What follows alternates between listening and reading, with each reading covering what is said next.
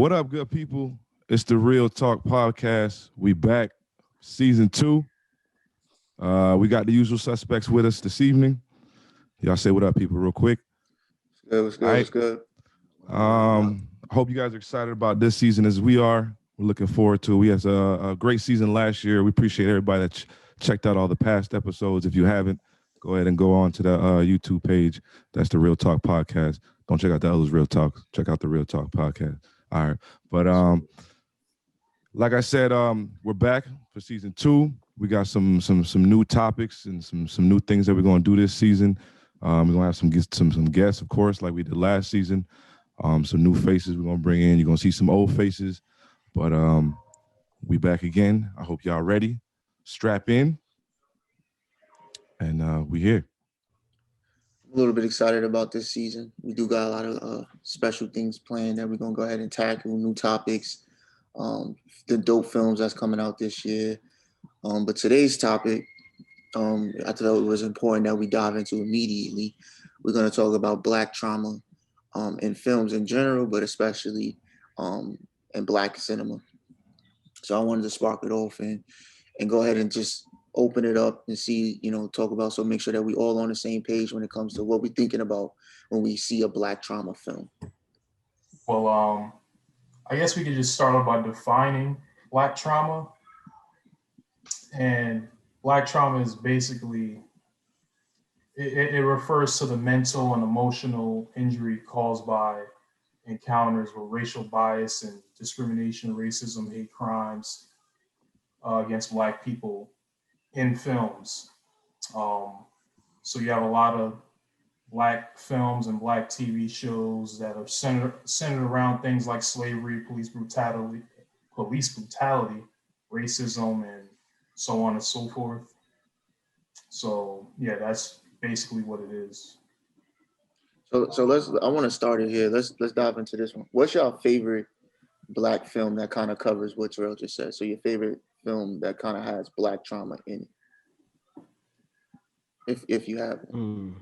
I don't think I have one. I think there's a series of. I think one of the more recent ones would probably be, like something like Queen and Slim. Get Out to a degree. Yeah, there's been quite a few over the years, but those are the two most recent ones I can think of that I rate like masterpieces that I wanted to see, because I don't want to see all Black trauma films. To some degree I gotta chill on that. But what about you, Ben? What's one that just come to your mind? Oh, one that just immediately pops in my head was 12 Years a Slave. Things like a film like that. It was a film I didn't even initially want to watch. Those type of films I gotta like kind of have like a mental preparation to watch it, because it's a little I say angering to watch it, but yeah, I'd have to agree with Gills. I don't really have like a favorite one. I don't even really try to stay away from that genre, even though I will watch for like educational purposes, just to see how they delivered the message of the film. Like I'll watch it for that purposes, but just to sit down and watch, no. What about you, D-Slim? I mean, I'm not like I kind of go off what you were saying. I'm not like a huge fan of the Black traumas. I mean, I know we've seen everything. The ones that just come off the top of my head, I would say something like Color Purple, or something like that. I would even say like gangster films like Menace to Society, something like that. Pops out in my head. But I feel like today, like as we stand today, I feel like there's an abundance of examples of black trauma films that are out right now, and we reviewed a bunch of them. So make sure y'all check that out from season 1. What about you, Terrell? Thanks. I immediately thought of Get Out. I think that Jordan Peele does a good job with artistically expressing that message, whatever it is, racism, discrimination, all that good stuff. Well, not good stuff, but just the way he does it. It's definitely can be appreciated, but I'm also on the same page as Banks. I don't really explore that category. a lot. I'll watch it a couple times, but it's not something I'm like, oh, let me watch a black trauma film. You know, it's kind of one of those films that you got to watch just to know what's going on and, you know, knowing what the powerful message is. Right. And I add one to my list, like Fruitvale Station. I mean, that's I got me introduced to Ryan Coogler, you know, so I want to make sure I shot that one out. But go ahead, my fault. Continue. Yeah, it's interesting because I have a little bit different approach to it. And y'all kind of all said like have an agree on y'all kind of stay away from those films when y'all see it, y'all know it's coming, y'all kind of, you know, y'all it's a good piece of work. Like I thought like the show on Amazon was a good body of work, but it's just it smacks you with a lot of black trauma. What's the other one? Man, I just had it on the tip of my tongue. It came out in 2020. I mean, Lovecraft has some. Yeah, Lovecraft. Some yeah, so it's a great body of work. It's an amazing show, but it hits you with some black trauma and stuff like that. So like those are the ones that I thought of when I first think of black trauma, because those are the most recent ones. Like they got the Underground Railroad show I haven't watched yet, but that's up there, and I'm sure that's gonna have plenty of black trauma. But what I mean with a different approach is I feel like almost every black story has that trauma in it, right? But like you have some that's a little bit more than others. But like for example, I finished Falcon and the Winter Soldier a couple of weeks ago.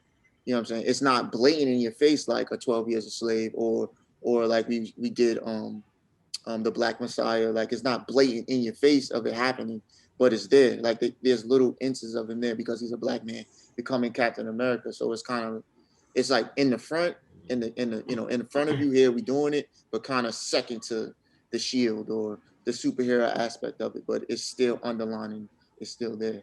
And then we see all kind of films like that. And another one that came to my mind was when Jamie Foxx played Electro. He played Electro in the Spider-Man film. Like even that has some sort of like black trauma towards it, because the way he was treated, forgotten. Remember they took his idea, like, oh, this is a great idea, we take it, not give you no credit for it type feel to it. Yeah. Like that happens. That has happened throughout history since this country has started. You know what I'm saying? So there's always some instance of black trauma in black films, and I just wanted to point that out and discuss that and see how we feel about that, because every time we sit down and we watch a black film, you know what I'm saying, we see that.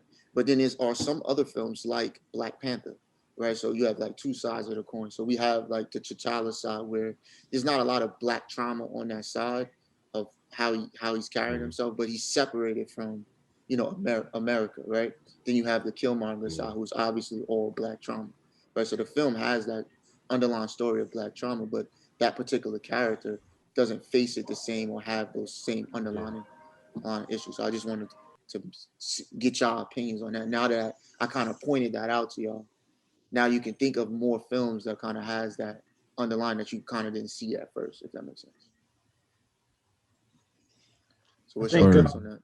I think John Singleton, like when I think of like those films like that really started to put into prominence, like Spike Lee touched on it. John Singleton like pretty much started his career off of that stuff, things like that, or rose into prominence off of that. I can see how somebody can take, you know, the black trauma and, you know, present it and, you know, make it profitable.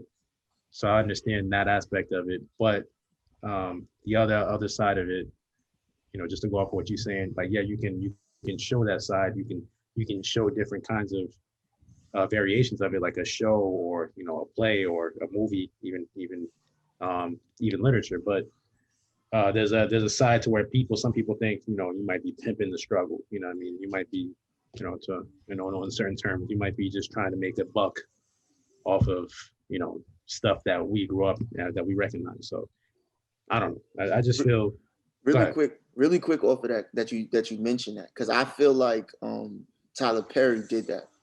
Like I feel like Tyler Perry took that stereotypical black woman and pimped it out to make it profitable to get to where he's at, right? Because we do have other people like a Jordan Peele, like a John Singer that you said that didn't necessarily pimp it, like was Spike Lee telling our stories, and our stories is black trauma, right? So that's why we see it in all of our, Black creations. It's because we're literally telling our stories, right? But then you have Tyler Perry, in a way, is telling there's plenty of Black women out there that has that kind of follow those things, maybe not to the exaggerated effects that he has done it to, but I do feel like Tyler Perry is just one of many that utilize that method of pimping, because that's pretty much what he did.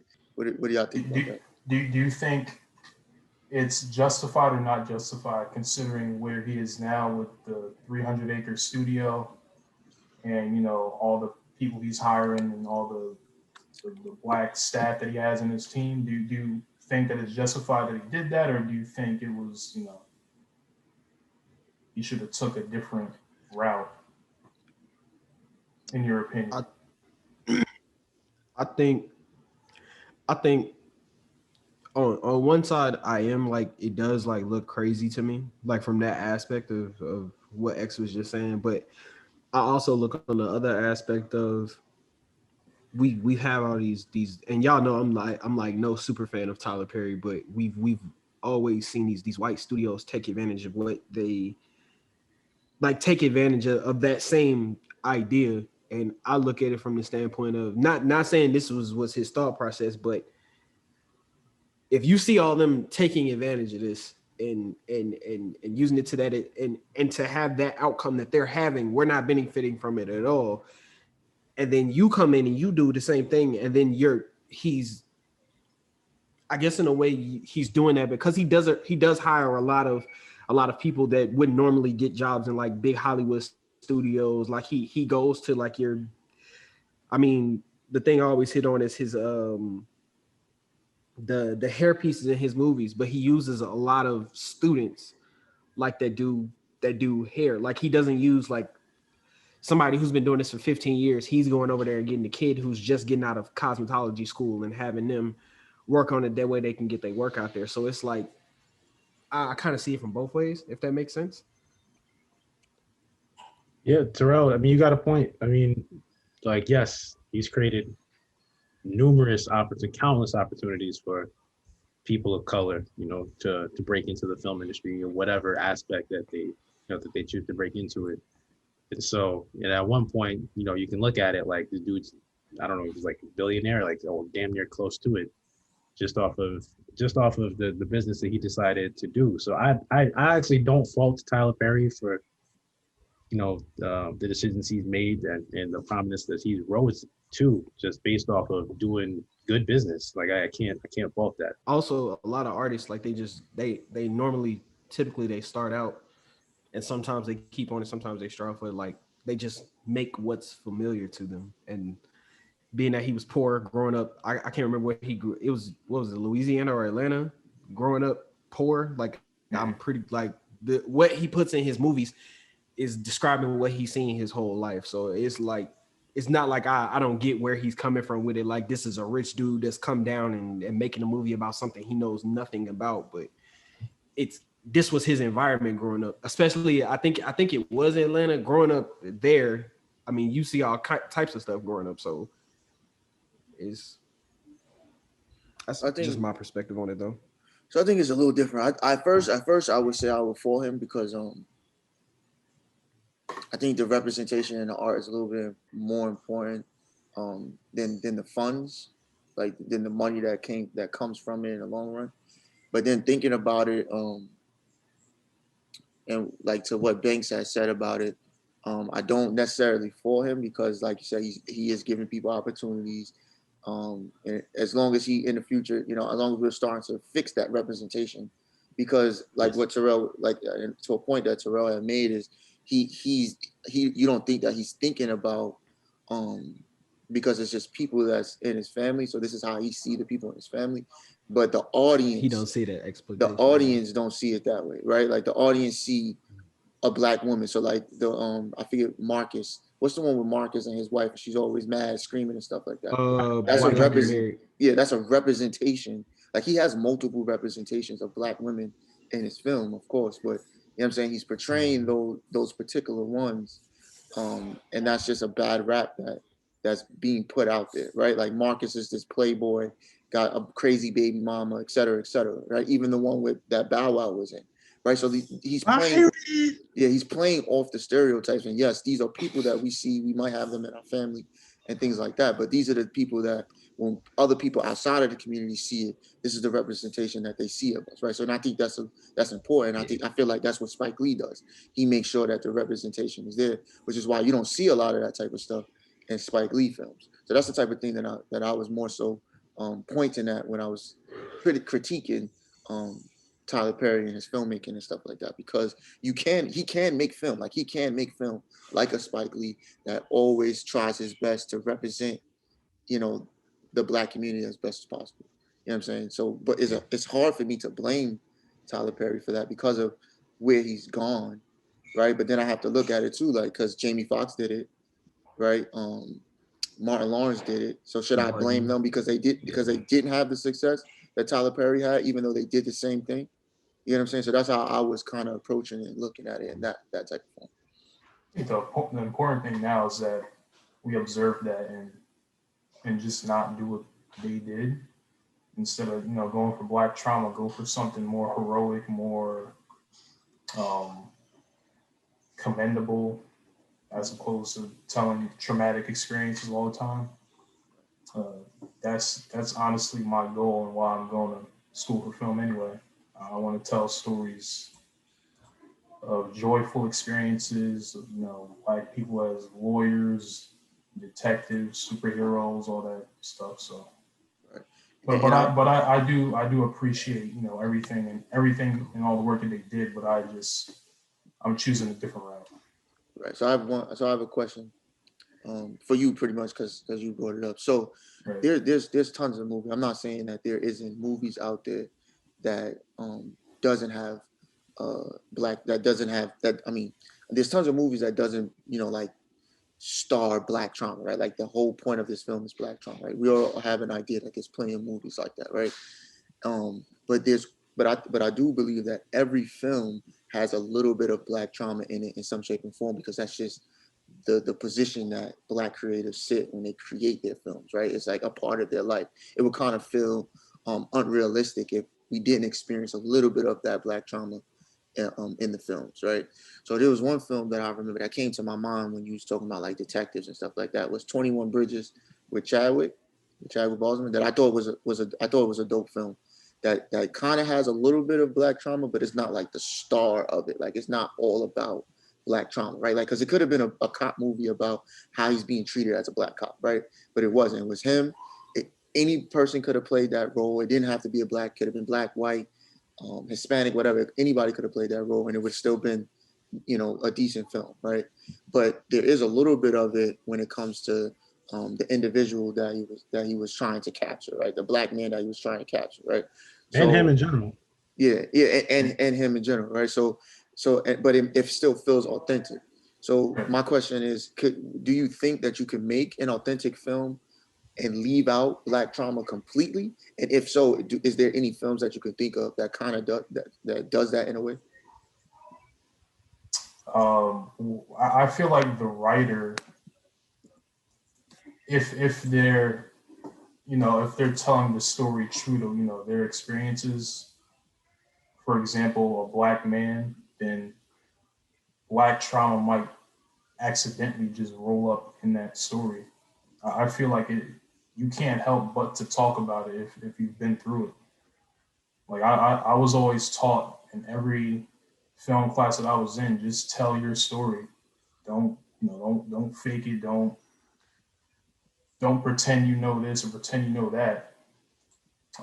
Just make sure that you're authentic with yourself, and even if you do try to make up a story or any kind of film, part of you is going to be a part of that instance anyway. Like the Black trauma might still be there, and there's nothing wrong with that, because that's just the way it is. That's how it's going to come out.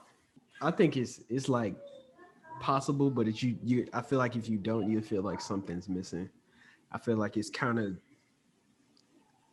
I don't want this to sound fucked up to say, but I feel like it's kind of like Black trauma is kind of like, it's like that thing that comes along with being Black. Kind of. It's normalized. if that makes sense. Like it's like it's normal, like you almost expect it. So it's like I could write a movie about a black detective, but I feel like even if I don't show it on camera, you assume as an audience, because of the way of the world and the way you know things, at some point in this officer's career, this 15-year career, he probably definitely dealt with some black trauma. Like I feel like it's implied. So it's to the point to where even if they never mention it in the movie, it's always like it's implied. That's a good point. That's a very good point. So everything going on, George Floyd, like everything going on in the world, it could be a movie about a black wizard, and people, the audience is just gonna put that onto the character, and that's what happens in films anyway. You're gonna put whatever you feel onto the character, regardless. So if it's a black man, you automatically think that because last week so and so just got killed and he was unarmed. Like, so I do. No, go ahead. Oh, my fault. I thought you were gonna say something, but no, I think it's possible. I think you look at people like well, you make a good point when you talk about stuff like 21 Bridges, where it's like it's not the focal point of the film. It's like it's a part of it, but at the same time, and no spoiler alert if you haven't seen it, like you get to the end, you know, he's having to deal with the only officer he trusts, and the reason why he trusts him only with the information that he has is not because they're both black. That really has little to nothing to do with it. It's more just because the way he carries himself, the way he's actually out for the truth or whatever. So they make it a point to not really just focus on that portion of the film. Question.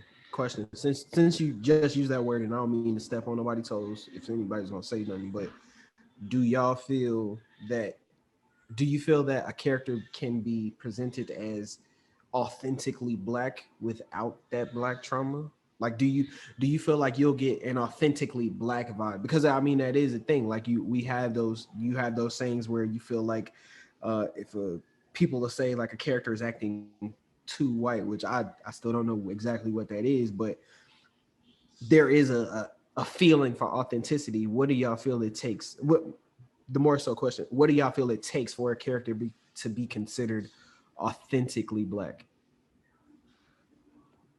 That's on a case by case basis. If you ask a different person, if I ask Beasley, like, was this character? That's why I asked like the four of y'all to see like what y'all got from it. It depends on the character. It depends on the film. For me, like it doesn't take much, like for you to present yourself as being like, okay, I recognize that character. At some point, you ask a different person from a different part of the country or from a different walk of life, it's gonna be like, man, who the hell is that? Like, I don't know who that is. Like, who's walking on the screen? Somebody might not have liked Chadwick Boseman's character in 21 Bridges, or might not have liked the way Lakeith Stanfield played the person in the photograph. But to me, both of those are both authentically black people, but they play different kinds of characters. It's just a matter of taste. So, I don't know. I think if you're a black kid who grew up, in a low-income neighborhood, you grew up in the projects or whatever, right? And you go to see a movie, and you see a black family living it up in a mansion or in a high-class neighborhood, you might look at that and be like, what the hell is this? He's acting white, or whatever the comment is. So I guess it just all depends on where you're from and what black people you've been around your whole life. Yeah. So I think and what's funny is we kind of had this conversation before in the past, like when we talked about black cinema, because like my argument for black cinema is a black story is, as long as there's a black person, it's a black story, right? Because we have individuals, there are African-American males that's never been arrested, never been harassed by the police, right?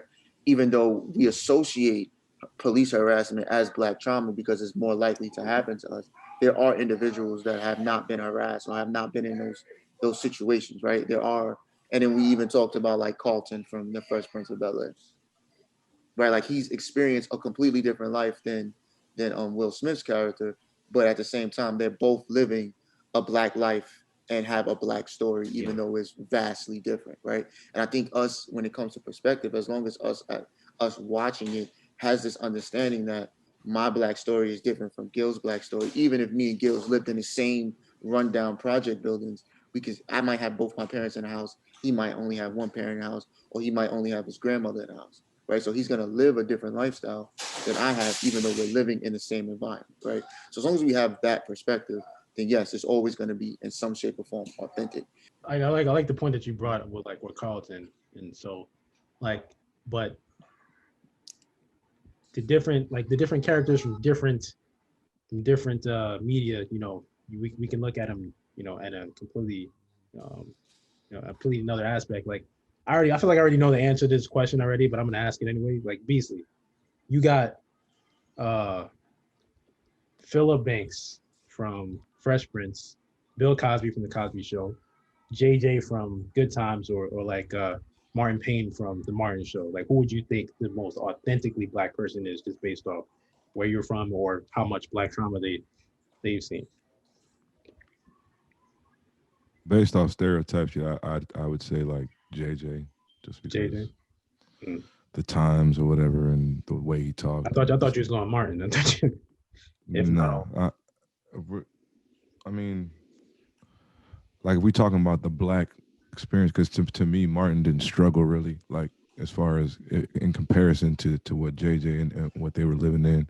I mean, Martin had his own spot with Gina and could go to Gina's spot at any time, and was a radio host. And you know, he wasn't struggling. Like JJ was living with how many people in that house? You know what I'm saying? Like to me, that was like because that reminded me of like how we came up. You know, when I was younger in New York, living in an apartment building with like 6-7 people in a 2-3 bedroom apartment. So to me, that's the more. And then of course, you know, with Philip Banks, you know, not to say that he's not living a Black life, because I don't remember what episode it was, but he had to check Will one of those episodes about his Blackness, because Will was very first one. The very first one. Messing with him hard, but he's like, yo, I left that. You know what I'm saying? I don't gotta still act like that just because, you know, that don't make me less Black because I got bread. You know what I'm saying? So now I brought up the point just to say that, like that point, just to see like how he chose the most poverty-stricken character out of the 4 characters that we just named. That's why authentically Black. Like, but that's why I said what I said. I started off and I said it. Stereotypically, it's going to be. That's what I was going to say. Yeah. But at the end of the day, it's like they all lived authentic Black lives. Mm-hmm. It's the point that I was trying to make. That's why I asked the question. Like they all lived authentic. That's why I asked lives. The question. And he picked that particular character because he, like he has that connection. He has that connection with that character. So I'm gonna pick this character. You know what I'm saying? But what my point was is, as long as we all know that they lived, that's, you know, there are Black people that live like Martin. There are Black people that live like Carlton Banks. Then you can still understand that this is an authentic life, and then you can appreciate that and watch that in the film. Like in Get Out, that particular character, he was a photographer. You know what I'm saying? He didn't, you know, he grew up and he came up. You know what I'm saying? Like that's a authentic Black life. You know what I'm saying? And we don't really question that because we know that, you know, that aspect can happen. Or your boy from Monster. Yeah, which was a good film. Which is a good film. Review coming soon. But I only seen the preview. I still ain't watched it. I still ain't watched it either. That's a good example. Like, dude is not your stereotypical, and got caught up with the stereotypicals and watched the movie. And that's definitely Black trauma too. Like up and down straight Black trauma. 100%. I did have a question. So you have a lot of Black trauma films, and some are more impactful than triggering. Others, you know, vice versa. Some are more triggering than impactful. What, off the top of your head, if you know any right now, what's a Black trauma film that you've seen that you probably don't want to watch again, just for the simple fact it's triggering? History X. Whatever reason. Go ahead, my bad. History X. Have y'all seen History X? American History? Yeah. American History. That's what it is. What Ed Norton? It's a few of them for me, actually. Yeah, it's a few of them for me, actually. Just because it's that same thing. I I watched it. I got the message from it. I got what they were saying in the film. I don't particularly want to sit here and watch this again. But if I say one that like burnt it into my head, probably American History X. Like that was the one that probably like burned it into my head. Like I don't want to see this shit no more at all. That or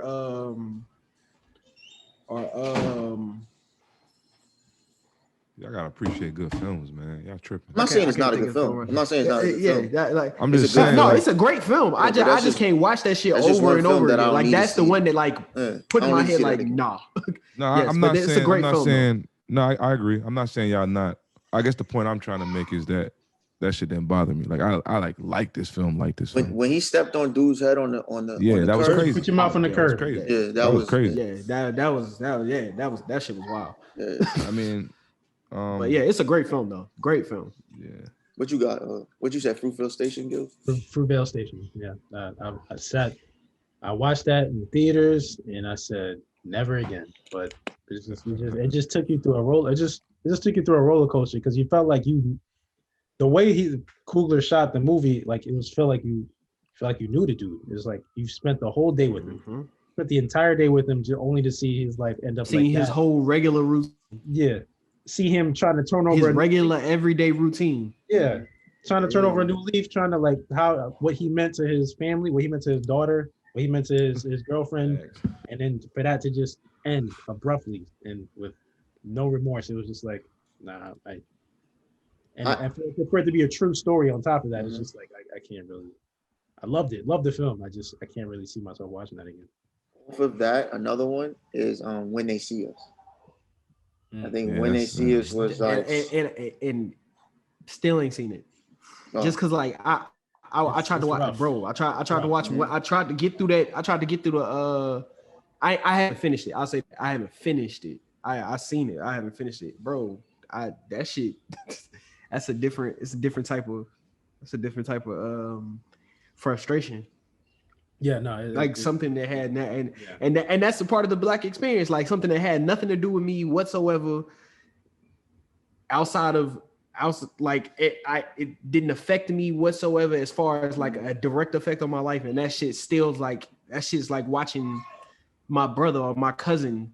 And this is some shit I'm watching and I already know what happens. And I still don't want to watch it. So yeah, another thing that I feel like is on the same topic is films that portray that Black trauma heavy that are not created by Black creators, like a Django, for example, like just for a big example. Do you think the reason why you see so many of them has to do with more of a financial success? Or is it the accolades that get associated with doing these films, or just culturally significant? Like they're trying to send it. Because like the reason I bring that up is because you look at films like Banks was saying, like 12 Years a Slave. I look at it, I did the numbers. So they spent $20 million to shoot the film, and worldwide. So domestically, they made 56 million, but worldwide, at 180 million. So it's a success. But you take that to a film, years before, like Amistad, they might have broke even, like on that film. They spent 40 million, made 40 million, and then that was it. But Amistad, success wise, accolade wise, it's right up there. It's right up there. So do you think it's cultural, financial? Or is it accolade driven? Like what's the purpose? What are you saying? Like the reason they making them? Like they continue to make them? They make them at a high level. Even go ahead, X. Even Black people. I think Black trauma sells. Right? It started with the representation, right? Like we've always been representation in this light, right? Always. And I think our films reflect our society, especially for the Black community, right? And I think Black trauma sells. Like seeing poor Black people on crack sells. That's why Snowfall is so successful. I think it sells. Like I think Snowfall is a great story, but what's selling that story is Black people on crack. The crack era is what's selling. What is getting people intrigued to watch that show. And I think Black trauma sells. And then when you have a show that's Black trauma, and then it gives you everything else that we want to see in film, like Lovecraft. Like Lovecraft gave us a great story, great plot, great acting, realistic representation and stuff like that, then we love it even more. But we have film that has the representation. And now that I'm talking about this off topic real quick, Blade is kind of a film that doesn't really have Black trauma. No? Like I'm thinking about it, like what's the Black trauma in Blade? When he was born, his right? mother's attacked when he's born, but I guess that's But not. why she wasn't attacked because she was she wasn't Black. attacked because she was Black. You right? Yeah. Single mom? She was attacked because she was. She's a single Black mom because she single mom? was attacked. Mm.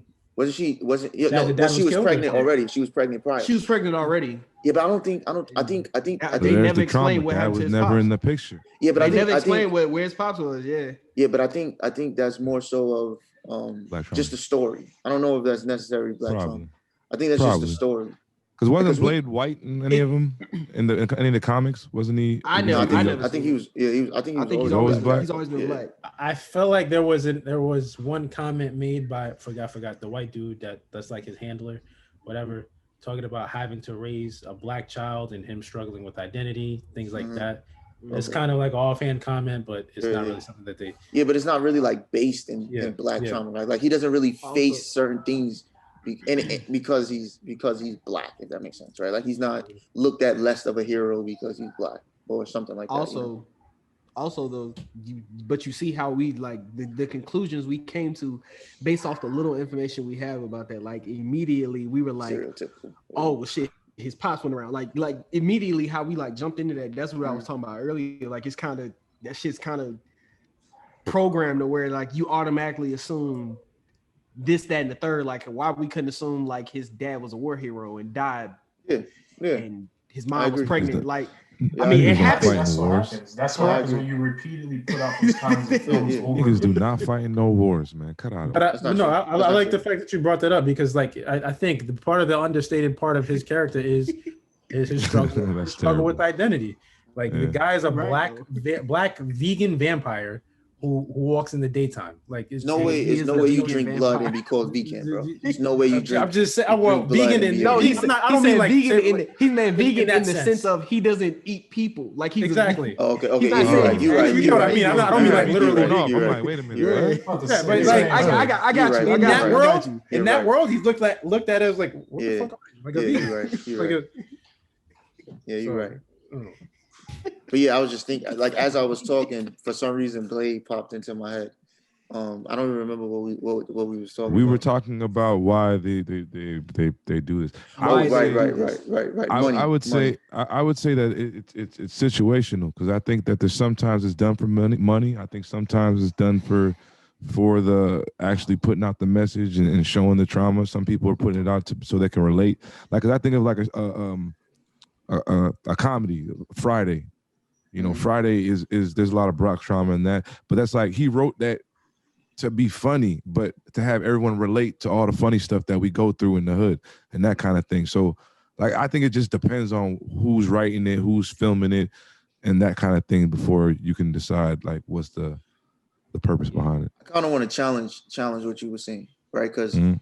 I think Friday has some Black trauma in it, but I don't see Friday as kind of the Black trauma that I was thinking of when I thought about it. Mainly because I'm thinking now mainly because it is a comedy and they're trying to make they're kind of making fun. But the challenge that I want to talk about, because we're starting to see a lot more a heavier push of like situational type stuff, like 1950s Jim Crow, the Underground Railroad, slavery movies, different things like that, right? Then we talked about like films with Black people incarcerated. You know what I'm saying? Like different things like that. Like where is the gain, or what is the message that could be gained or learned from those type of films? I think it's just more of like being able to relate Yeah. to the Black experience. That's why I think a lot of these things are important. And I was gonna say earlier about as far as like, when you guys asked what was the film that, you just can't watch.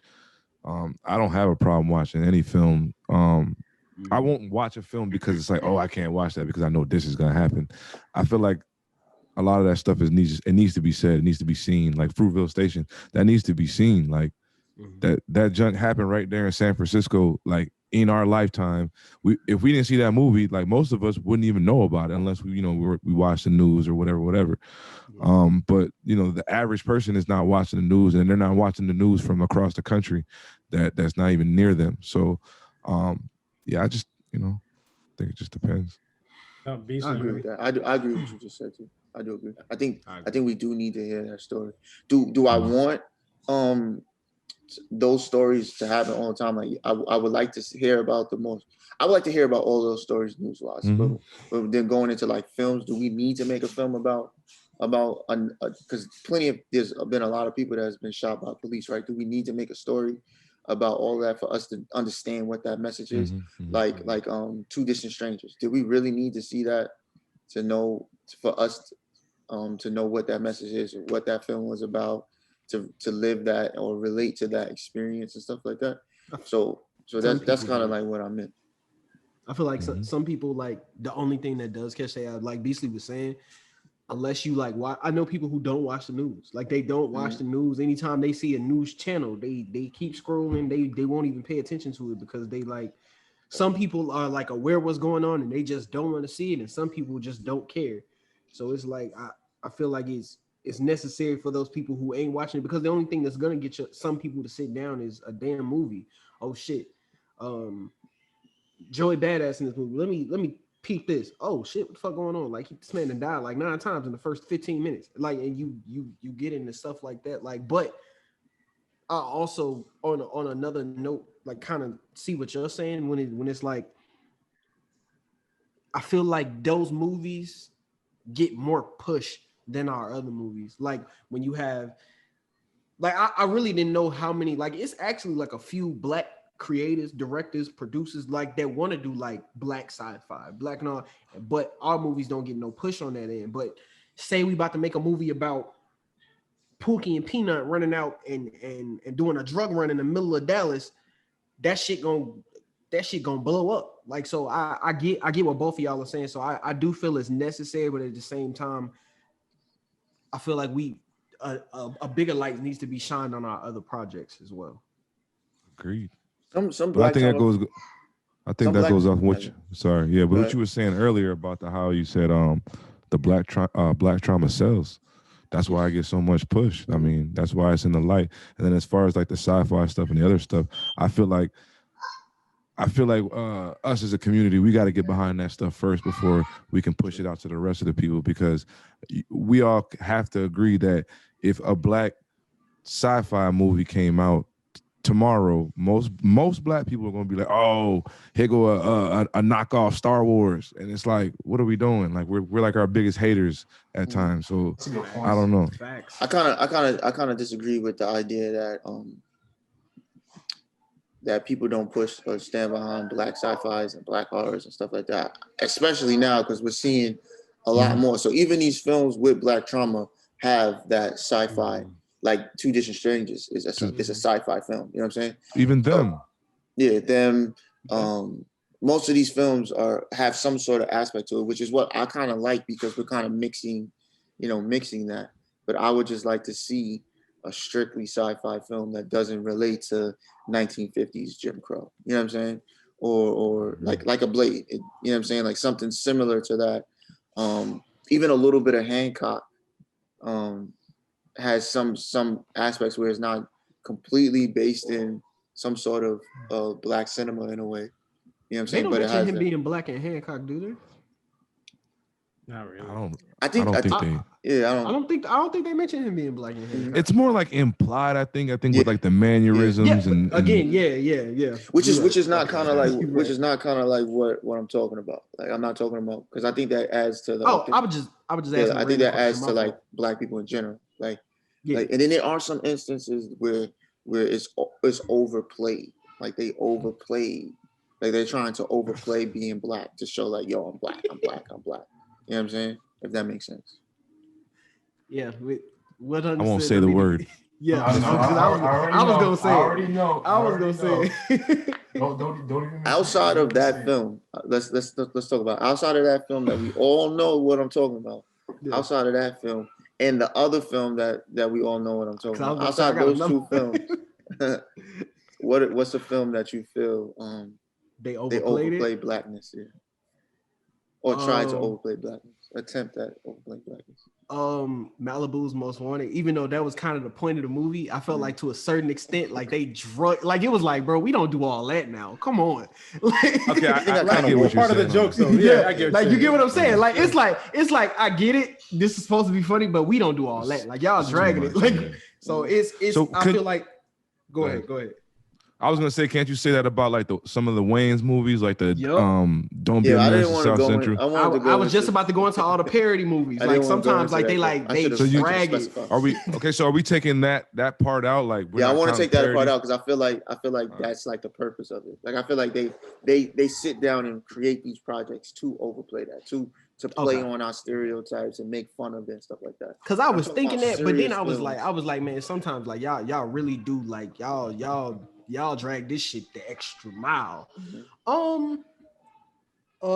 I feel like it happens in a lot of videos when a lot of like white celebrities like pop stars, they like cross over and try to like delve into black music. Like if you pay attention to a lot of their videos, a lot of us are like overplayed as like these overconfident, overachieving, big ass jewelry. Like it's in everything. It's in pop culture everywhere. Even if you've ever seen wrestling, how they used to have the black characters on wrestling, like they was always written in as like these extremely hood, and like they didn't act authentic at all. It's in pop culture everywhere. Like that we're over exaggerated everywhere.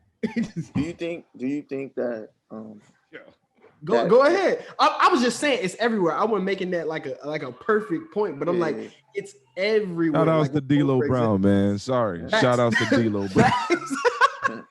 do you think that over like They everybody walk. ODing and overplaying it, do you think that messes with our idea of For kids who are raised on it, yes. For kids who I are think- raised on it, like that's Yes. all you watch, yes. So Because it kind of goes into what's do you find Yeah, that as a form of black trauma? Do you see that as a form of black trauma? yeah, that's a new version of trauma that these kids To an of today extent, will yeah. experience, Like because you're not it's kind of like the whole debate with the whole iPhone, iPad generation and the kids experiencing FOMO and all that. That's a trauma that these kids have that we know nothing about. What's a black trauma like based film that you want to see made or make yourself? I got it. uh Black version of the Sandlot, but they can't afford nothing. Yo, real No, quick, I'm not yes. being funny. I'm being dead ass. that you bring that up, it brings me to, they remaking the Wonder Years with a black family. Oh, shit. yo, yeah, you tag me in that. It's like already they already finished filming. Like shit. they done. Yeah, like and it's he the said same. that shit It's like this. yesterday. It's kind of like the same thing. Like, and they have who's the Is dude it that set played? in the what's it- 80s? Yeah, yeah. I think Mhm. so. 60s. I think it's the 60s. Is it Oh, the that's what I 60s? meant. Yeah, the 60s. Yeah, 60s. But who's the what's his name that played War Fred Machine? Savage. No, what's the dude that made Oh. played War Machine? Don Cheadle. Don Cheadle. Yeah, he's narrating it. He's playing like older Sam or whatever I forget his name is. He's playing the older. He's narrating. Wow. But they're literally like making the Wonder Years. Yo, Don with a Cheadle black been family. working lately. Yeah, Like, he this, does. He's always been working. Though. Don Cheadle. yo, Yeah, this, Don Cheadle. this nigga in Space Jam, this nigga doing everything. But how do y'all feel about that? Like they've because Um, and the reason why I asked this, remember we always talk about like reboots, remakes, and stuff like that, and sequels and stuff. And I'm always the one that's like, yo, make sequels, make reboots, right? And then y'all are more strategic with what y'all want to see a remake of, right? And then we had the conversation of, and it's not just us, like we see it all over where they have the conversation about like why are we have so many black characters out there that haven't been explored. Why are we just putting black faces and characters that have already been explored? And I 100% agree with that, but I also want to see those white characters now being explored as black characters, because With a it's going to black be a spin. different story, but it's also going to be like for example, you sat down and watched it with your pops, your uncle, your grandfather, whatever, and you saw it, a white faces seeing it, and you didn't have that same connection, but now you could rewatch it and have that connection, or different connection that you wouldn't have been able to have if they created brand new characters for that. So like, what's your thoughts on that now? Now, is my question is it like a parallel universe where like this black family lives, like, or is it like we're replacing that family and this is the story of a black family and the Wonder Years? How, like, what is it? So I just read that like little short article about it, and from that article is saying that they're rebooting it and doing this like the same thing. That they just casted an all black family. And like I'm play not the sure. black versions of that family. Yeah, a black the version. family? Now I'm not sure. I'm not 100% sure if it's like a black family in that same neighborhood, but they're just doing the same thing, but with a black family somewhere else, or if they're.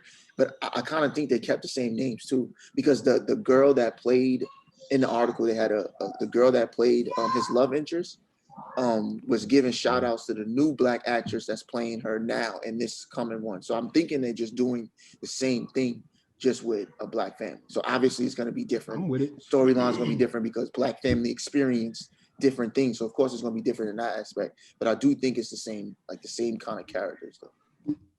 It says it's the reboot that will follow a black middle class family in the 60s. Mm-hmm. And if it's a reboot, then they're pretty much doing the same feel to it. Most of the times with reboots, they kind of do the same. They're taking kind of the same storyline and just twisting it a little bit to fit, today or whatever the case may be. Like the Chucky, like the new Chucky with the robot type shit. It's the same story, but kind of, a little bit different.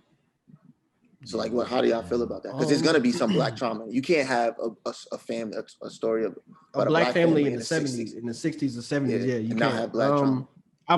I was just gonna say that I'm interested to see the approach.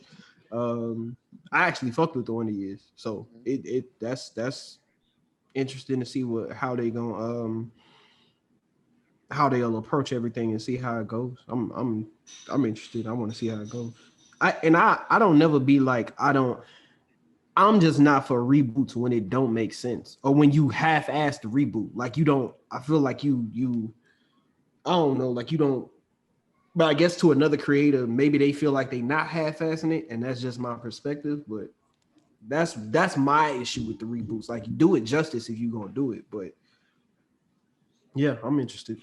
But back to that question, what's a black trauma film, like black trauma based film that y'all want to see? Damn, I thought that was the question. Or make yourself. I would say I would really want to see, if I just had to pick one, I would want to see the everyday life of a black cop in like now. Like what you dealing with. And I mean, you can even date it back to as soon as 2012. Like you can have little flashbacks in it to dating back to 2012, like when Trayvon Martin first happened. Because I mean, of course, we had thousands of social injustices before that, but that was just the one that like it was monumentous. Like it kicked us into where we are now. You could show like flashbacks of how he was then and how he is now as a cop. That's something I would want to see. What about you, Gills? I mentioned before, like I would like to see. I mean, I'm partial to biopics, so I would like to see Leslie Odom Jr. get his standalone movie of playing Sam Cooke by himself. But another thing, like the life and death of Sam Cooke. But another thing I would like to see that I don't think it's highlighted a lot, it would be like I want to see the last days of like somebody like Len Bias, somebody who's not talked about in in culture that often, but as always the thought of what could have been, what could be, or what impact it had on his family, what led up to the events that happened, when he OD'd. But yeah, you can because I think it would be a great time period because you can go to the Reagan 80s, with crack cocaine and everything. You can touch on, his battles with Jordan, him leading up to the draft and then showing, exactly what happened and, the fallback to what the impact it had on his family when he was on his way. So, What you, Terrell? The first person I thought of was Bass Reeves. I don't know if you guys heard of Bass Reeves.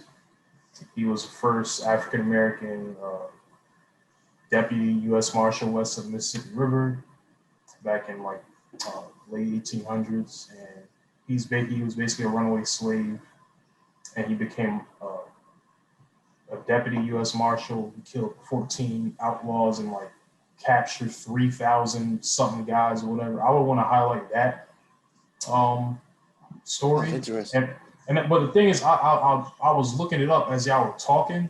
Somebody already made a film on that, but it didn't do so well. It's called Hell on the Border. It looked like it got 2 out of 5 stars here. What year was it made? 2019, and I've never heard of this film until now. Might have to check that out. But it was directed by Randall Lee Smith, white dude. So I mean, They go to that's what I'm talking about. Yeah, I would love to direct that myself. Honestly, see what I can do. What about you, Beasley? What was the question again? I was reading. Like a black trauma you would like to like see made or create yourself. Oh yeah, that question. Myself.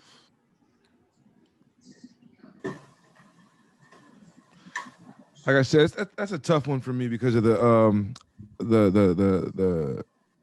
Okay, actually, I would actually want to see one. I would like to see them redo. Is that a remake or reboot? Remake, Higher Learning. Higher Learning. I'd love to see that today, and how that would crack like off. modern, like modern day version? Higher Learning, and I would also actually I would like to see Just walk through. I want to argue with her. either a modern day Higher Learning or like a Higher Learning at like not necessarily at a H, because that wasn't at like a HBCU, and see how that works, and maybe I don't know. Kind of takes away from the plot, though, wouldn't it? Yeah. Nah, because you got definitely. minorities that go to HBCUs as well. So They're not there the could same be- type of minorities. I get it. I'm just saying there's okay, but how about with their HBCUs where they have neighboring regular colleges? Ooh, yeah. Yeah. Okay. You know what I'm saying? Like there's a lot of stuff you can do. Mhm. It's just I just want I thought the movie was great. It's probably one of my favorite movies, but Mhm. I just want to see a newer. With you saying that, I kind of all right. So at first I was thinking I want to see more black trauma films about things other than police brutality. Like we have this huge thing going on with voter suppression. Let's see something. Let's see a documentary or something, highlighting that situation. But now that you say Higher Learning, I would want to direct myself more HBCU plot films, like more stories that's based around college education, lawyers, doctors, of course, those type of things. But like the traumas that go on around African Americans going to college, going to school, getting the resources that they need and stuff like that, like building stories and stuff like that based on that. I think that would be something that we can still have that trauma and show that trauma, but also have some success and see the positives that can come out of that. I think that would be dope to see too. Yeah, I agree. That's right up the what I was probably that'd be dope. Everybody has solid. I fuck. Everybody has solid ideas for real. Yeah. I agree. Yeah. But all right, that was the All right, show. fellas. You know what I'm saying? That was a dope show. I think we had a dope conversation. More dope conversations to go in the future, dope topics. Appreciate y'all tuning in. If you haven't, go ahead and check out last season. You know what I'm saying? Get caught up, see how how everything works out. So that's the show. For the Real Talk faithful, welcome back. Welcome back. Sir. Appreciate y'all. And we out.